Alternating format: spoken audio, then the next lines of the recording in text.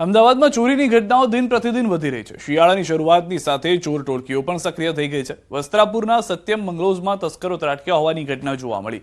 સવારના 5 વાગે તસ્કરો ઘરમાં ચોરી કરવા ઘૂસ્યા, જેના સીસીટીવી પણ જોવા મળ્યા। છાના પગલે આવેલી ચોર ટોળકી સીસીટીવી ફૂટેજમાં સ્પષ્ટપણે દેખાઈ રહી છે। તસ્કરો રોકડ અને અન્ય બેગ ઉઠાવી ફરાર થઈ ગયા હતા।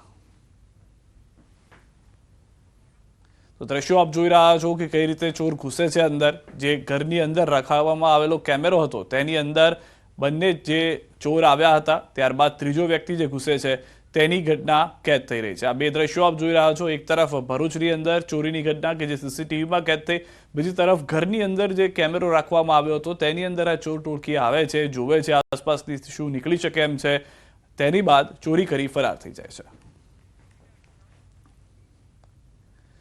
રાજકોટના જેતપુરમાં યુવતીનો આપઘાત। યુવતીના આગામી રવિવારે હતા લગ્ન પૂર્વે જ યુવતીએ ગળે ફાંસો ખાઈ જીવન ટૂંકાવ્યું।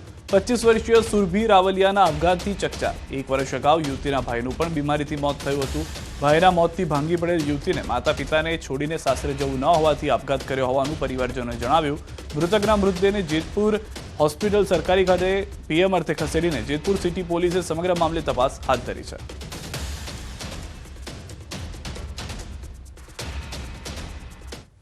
રાજકોટના ધોરાજીમાં નાની પરબડી ગામે સીમ વિસ્તારમાંથી એક યુવકનો મૃતદેહ મળતા ચકચાર મચી જવા પામી છે। આ યુવકને ગળે ફાંસો આપી હત્યા કરી મૃતદેહ મંદિર પાસે મૂકી દીધાનું સામે આવ્યું છે। આ મામલે પોલીસને જાણ કરાઈ છે। આ યુવકની હત્યા થઈ છે કે અન્ય કારણોસર મોત થયું છે તે મામલે પોલીસ તપાસ હાથ ધરી છે। જોકે પરિવારજનોનું કહેવું છે કે યુવકની હત્યા કરાઈ છે અને જ્યાં સુધી હત્યા કરનાર ઝડપાશે નહીં ત્યાં સુધી મૃતદેહનો સ્વીકાર નહીં કરે તેમ જણાવ્યું।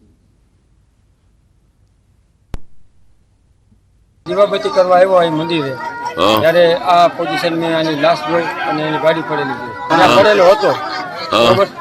મેં લાશને સ્પર્શ કરેલો નથી। પછી આથી હું નીકળી દીવાબત્તી કરી, મેં મારા કાકાને કાકીને બોલાવ્યા, એના મા બાપને કે ભાઈ તમારો વિમલો ક્યાં છે? તો કે એ હાંજનો નથી આવ્યો।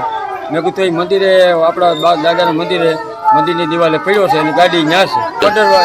કોઈ બનાવ બનેલો છે? આ 10 વાગ્યાને કે 11 વાગ્યાના ગાળામાં કરીને આ તો સવારમાં અમને જાણ થઈ।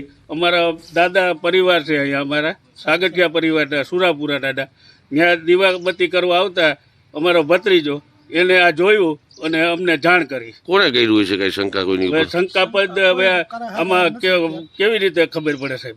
આ ડેડ બોડી જોતા લાગે છે કે એનું મર્ડર થયું છે અને જેની ઉપર શંકા છે એના નામ પણ આપવામાં આવ્યા છે। ધોરાજી પોલીસ અહીંયા ઉપસ્થિત છે। તાત્કાલિક જે આરોપીઓ છે એની ધરપકડ કરે અને પંચનામું અને ડેડ બોડીનું પીએમ થયા બાદ એ લોકો વિરુદ્ધમાં ગુનો દાખલ કરીને તાત્કાલિક આરોપીઓને પકડવામાં આવે। જ્યાં સુધી આરોપીઓને પકડવામાં નહીં આવે ત્યાં સુધી અમે અનુસૂચિત જાતિ સમાજ દ્વારા નક્કી કરેલ છે કે આ ડેડ બોડી સ્વીકારવામાં આવશે નહીં।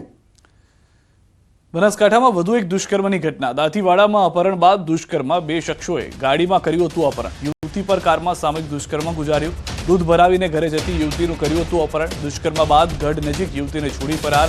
યુવતીએ પેટ્રોલ પંપ પરથી પરિવારને કરી જાણ। પોલીસે અજાણ્યા શખ્સો સામે નોંધી છે ફરિયાદ।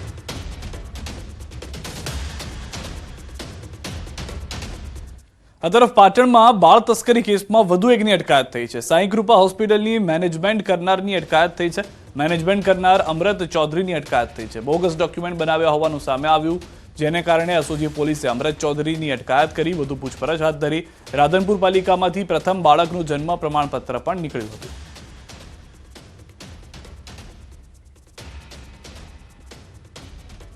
અંબાજીના ગબ્બર તળેટીમાં 51 શક્તિપીઠ મંદિરોની પ્રતિકૃતિવાળી 51 શક્તિપીઠ મંદિરોની સ્થાપના કરવામાં આવી છે। એક જ દિવસમાં એક જ જગ્યાએ તમામ શક્તિપીઠના દર્શનનો લાભ લઈ શકાય તે માટે અંબાજીના ગબ્બરમાં 51 શક્તિપીઠ મંદિરોની સ્થાપના કરવામાં આવી, જેના પ્રચાર પ્રસાર માટે અંબાજી મંદિર દેવસ્થાન ટ્રસ્ટ દ્વારા એક અલાયદો અંબિકા રથ બનાવી ગુજરાતના વિવિધ વિભાગોમાં પ્રચાર માટે મોકલવામાં આવે છે, જેના આજે 3જા રાઉન્ડની શરૂઆત કરવામાં આવી છે। અંબિકા રથમાં માતાજીની આરતી પૂજા કરીને મંદિરના અધિક કલેક્ટરે માતાજીની ધજા લહેરાવી અંબિકા પ્રસ્થાન કરાવ્યું હતું। આ રથ 1 મહિના સુધી બનાસકાંઠા, પાટણ અને મહેસાણા જિલ્લાના વિવિધ ગામોમાં પરિભ્રમણ કરશે। ગામડે ગામડે ફરી સંતોની નોંધણી કરશે અને માતાજીનો પ્રસાદ ગામડે ગામડે પહોંચાડવામાં આવશે અને એ દ્વારા સૌ ભાવિ ભક્તો, માઈ ભક્તો અહીંયા અંબાજી સાથે અંબાજી આવે, 51 શક્તિપીઠ પરિક્રમા કરે, ગબ્બર ખાતે દર્શન કરે, એ શુભ આશયથી આ રથ આજે પ્રસ્થાન કરાવ્યું છે. અમદાવાદમાં BAPS સંસ્થાનો ભવ્ય આંતરરાષ્ટ્રીય મહોત્સવ યોજાશે. નરેન્દ્ર મોદી સ્ટેડિયમમાં આગામી તારીખ 7 ડિસેમ્બરે પ્રમુખ સ્વામી મહારાજની જન્મ જયંતિની ભવ્ય રીતે ઉજવણી કરાશે.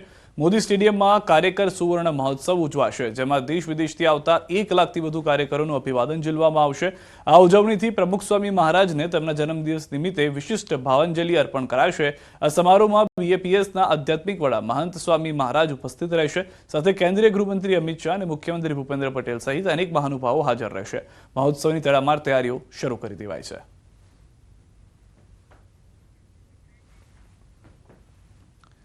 દાહોદથી સમાચાર. દેવગઢ બારિયામાં યુવક પર રીંછનો હુમલો. ભુવાલ ગામે રીંછે હુમલો કર્યો હોવાની જાણકારી છે. મકાઈનો પાક સાચવવા ગયેલ યુવક પર હુમલો થયો છે. ગંભીર રીતે ઘાયલ યુવકે હોસ્પિટલ ખસેડાયો છે. વન વિભાગ દ્વારા ઘટના સ્થળે પહોંચી કાર્યવાહી હાલમાં હાથ ધરવામાં આવી છે. તો ફરી એક વખત હુમલાની ઘટના, રીંછનો હુમલો. આ વખતે અત્યાર સુધી દીપડાના હુમલાથી લોકો પરેશાન હતા. હવે આ રીંછના હુમલાના કારણે યુવક ગંભીર રીતે ઇજાગ્રસ્ત થયો હોવાની જાણકારી મળી રહી છે. અનેક વખત જે રહેવાસની આસપાસના વિસ્તારો છે ત્યાં આગળ વન્ય પ્રાણીઓ દેખાતા હોય છે અને દીપડાનો આતંક હજી પૂર્ણ નથી થયો, ત્યાં રીંછનો આતંક શરૂ થયો છે.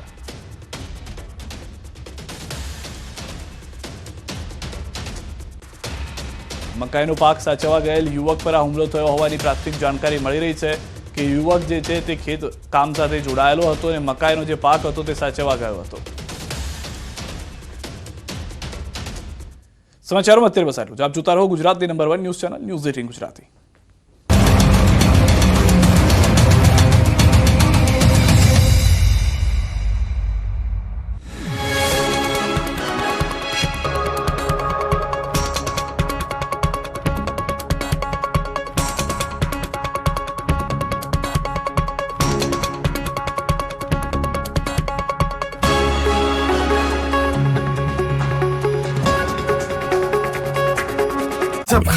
રાજ્યભરમાં તંત્ર દ્વારા દબાણ હટાવ અભિયાન ચાલુ કરાયું છે, જે અંતર્ગત આણંદમાં પણ દાદાનું બુલડોઝર ચાલી રહ્યું છે.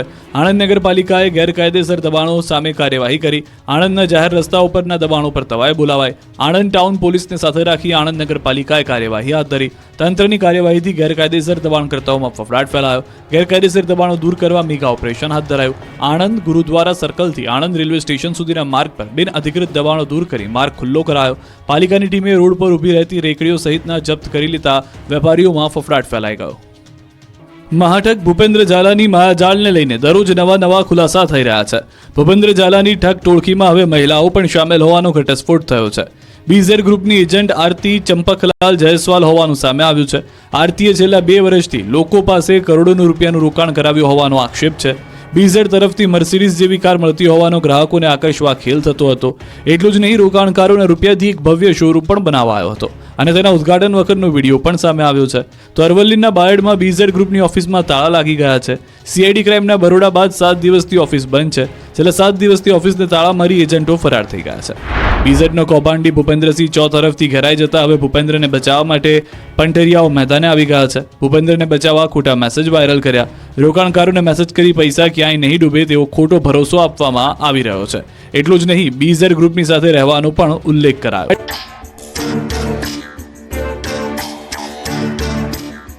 તિરુપતિ એડિબલ ઓઇલ્સ, દરેક તહેવાર હેલ્ધી તહેવાર.